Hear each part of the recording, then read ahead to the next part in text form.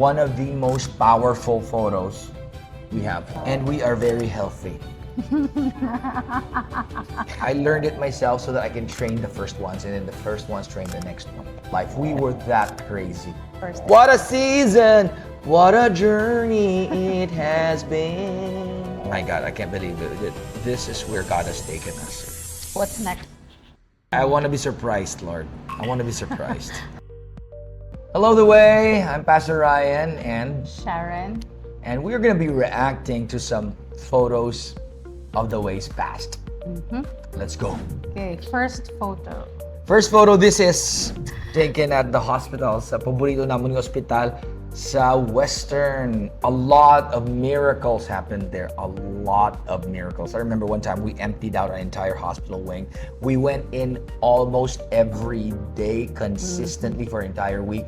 And by the end of the week, the entire wing was emptied out. Yeah, upod natin ang grupo ni Eddie James. Yeah.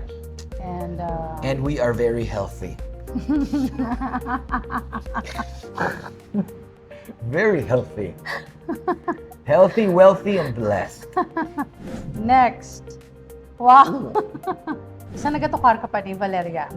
Yeah, pero intra na lang ko na. But before that, I played the piano if the piano was needed, or the guitar if the guitar was needed, or in worst case scenarios, the drums. I fill in whatever is necessary. I still remember training the first people to do media at The Way, and then from that on, train down. Yeah. I learned it myself so that I can train the first ones, and then the first ones train the next one. Yeah, but those were the days. Now we are so blessed. We have an abundance in Amen. people who love God. Amen. Next. Still in the hospital. This is where The Way was birthed. Look at that. That's Doc Yvonne. That's Dan. Actually, hindi pa kami The Way, dire. Just start. Yeah, we were planting the seeds, planning to register as a church, but we were still trying to find our true identity at that time. But we were always at the hospitals just praying for people. Yeah, and I think sa amo nga time, nagabaylo-baylo kita. From time to time, nagkakato kita sa mga plaza. Gina-alternate natin plaza and hospital. Street right? ministry and hospital ministry. Those were amazing days. Grabe, damo milagro, damo healing. It's like, ang amon nga kwan sa una is, kung ang imo testimony, 2 weeks old na, panos na. Panos na nga testimony. No, dapat every week may bago kang testimony. Yes. Next. These were the moments when we were still a small group, when we knew each and every one. I was in almost everything as Vincento. This was a very, very young church. We were still finding our groove, finding our identity. No, I think this, amo ni siyang first nga, sa San Joaquin, sila wala na first nga youth camp. First nga camp sa San Joaquin. This is when Valeria was finished. This is where we just became a church. Yeah, officially. Sa Valeria, officially naging church. Because before Valeria, sang sa Red Cross. Red Cross, hindi pa ginto, and then wala pa kami ka-register. Now we are registered here in Valeria. We were planning to move to Robinsons na at this time. At this time? Yeah, at this time. Pero naka-first anniversary na tada. So may arko na tadi, hindi na tani sauna? Hindi pa na sauna. Hindi na. Hindi. Next, BIF. I think first thing of BIF sa Bukhari. First, my goodness. The Way was born in the fires of prayer and supernatural. Yeah. And that baptism in fire in Leon, that was the first and biggest. And for craziest. That season, almost 100 people attended. Wow. This is one of the most powerful photos we have. This is a picture of how we started. That is inside the morgue of Mission Hospital.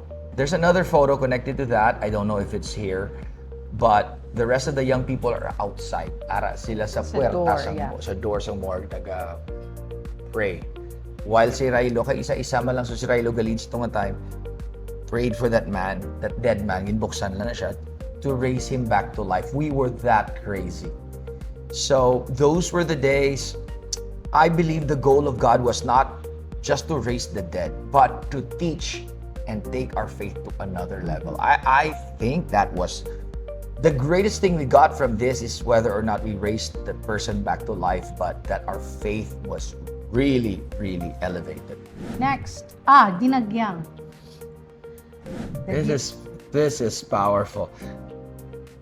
Pero may kunig na storya as a testimony atong time nga we put up a sign. I don't know if the sign is there, but it's not there. We put up a sign, free spiritual reading. Step up for free spiritual reading. Abis ang tawag na namin namon is Manghimalan. Manghimalan. Home Fortune reading. telling us, Lakabalo, we were gonna pray for them and prophesy for them. Yeah. A lot of people got healed. And I could tell you testimonies upon testimonies of people who got healed from their sicknesses and people who received the Lord Jesus Christ. And not only that, grabe, there was a revival that happened there. Kung makita mo sa crowd, Dan is there in the middle of the crowd. Si Joy Arada, sister-in-law ko. And the other side naman din si Yvonne, ama si Vincent. Kag iban pa kaya mo ko da. We were all there. My wife is also there. We had a great time. I could tell you the story from the beginning to end of how powerful and how miraculous that night was. But really, wow, it's good to see those photos again. Next picture. Okay. Valeria. I would say na pinaka-basic yun nga foundation sang church, sang identity sang The Way. After pagwa naton sa church ni Papa sang una is so organization nila Papa sa una is Valeria. Valeria hosted the very heart of who we are right now. If not for Valeria, if we did not have this home, we could not be who we are right now. So Valeria is home. It still feels like home to me in so many ways. Dito baga amo gitong aton nga kitchen. Yeah, we cooked. We cook there. A lot of prayer meetings, a lot of revivals, a lot of evil spirits. Nightly prayer meetings. Nightly prayer meetings. Grabe, it was a crazy time. Valeria. What's this? Oh, this is BIF. This is Baptism in Fire in Guimaras. Yeah. Guimaras. We did Baptism in Fire before. Now it's a little bit more complicated. Kaya kadako na sa grupo natin sa buong. So when it's Baptism in Fire, we do 50 and that was fine. There's a lot of places that can accommodate 50 people. Now if we open Baptism in Fire and we get 500, where are we gonna put 500? It's not. Wala gida. Wala. Yeah, we're gonna figure out. We're gonna figure out something to do. So, by the way, BIF is like a 3-4 hours no worship, non-stop. Yeah, non-stop worship, Non-stop. prophecy, just enjoy soaking in the presence. It's just amazing. And no cell phone, no gadget. So For 3 days. for 3 days. For 3 days, no gadget. It was crazy. So do unplug din siya sa world ang BIF before. Next. Oh, this is before Valeria. This is before Valeria. The Santa Rosa. Santa Rosa. We were a very small church. In that sense, in comparison to now, our weekly attendance was around 150. As of that time, sa Red Cross pa kami kasimba. And may dako itong bagyo sa Northern Iloilo. It was the big one before Yolanda that hit Northern Iloilo. And then we packed our, the entire church, nag-ambag-ambag, padala dilata, etc., etc. And then we also helped build a lot of homes, rebuild a lot of homes. We got members nga nagbulig man. So yeah, those were fun times. Okay, next.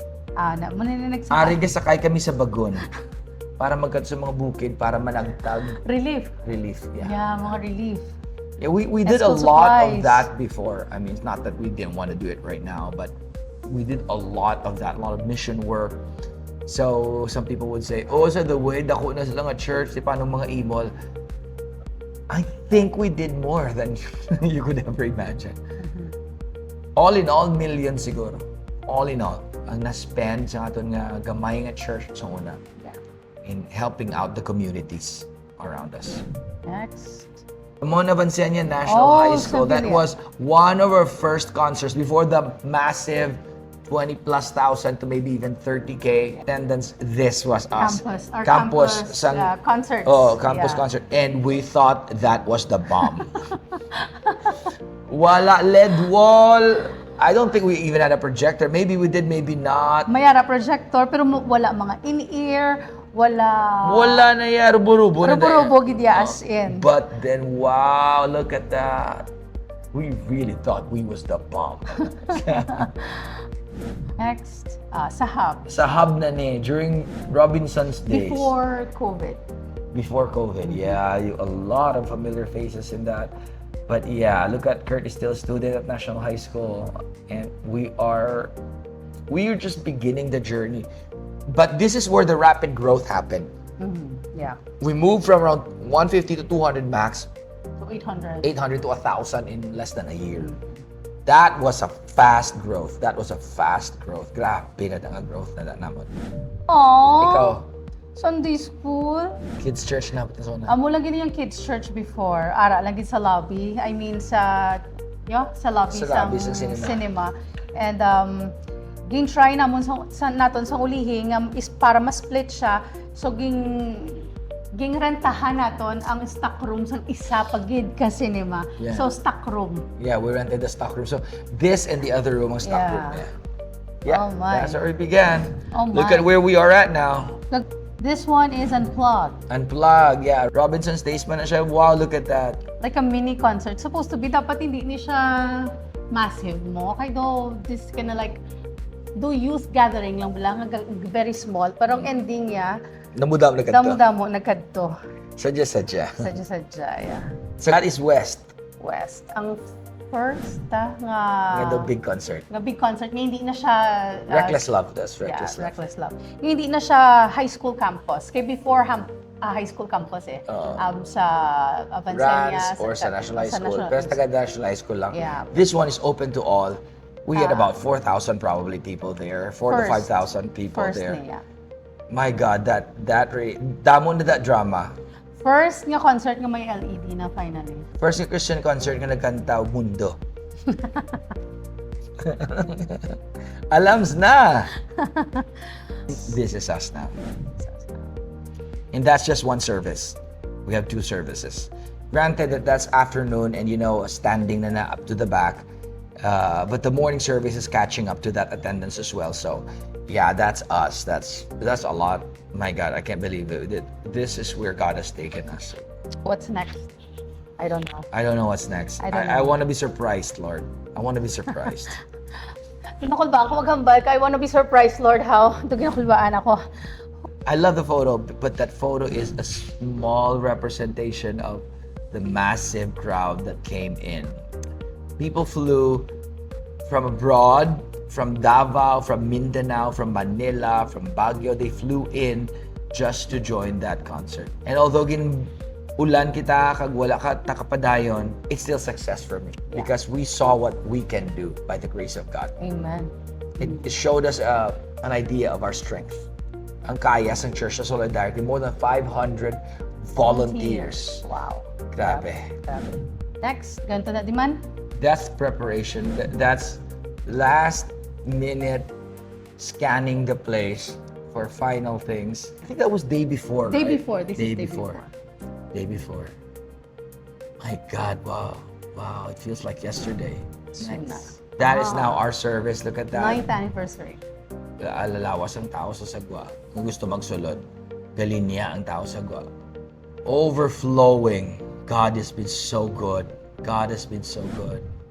Oh. That's the launch of my first book. Yay! Finally. It's been a while. I've been writing for a long time.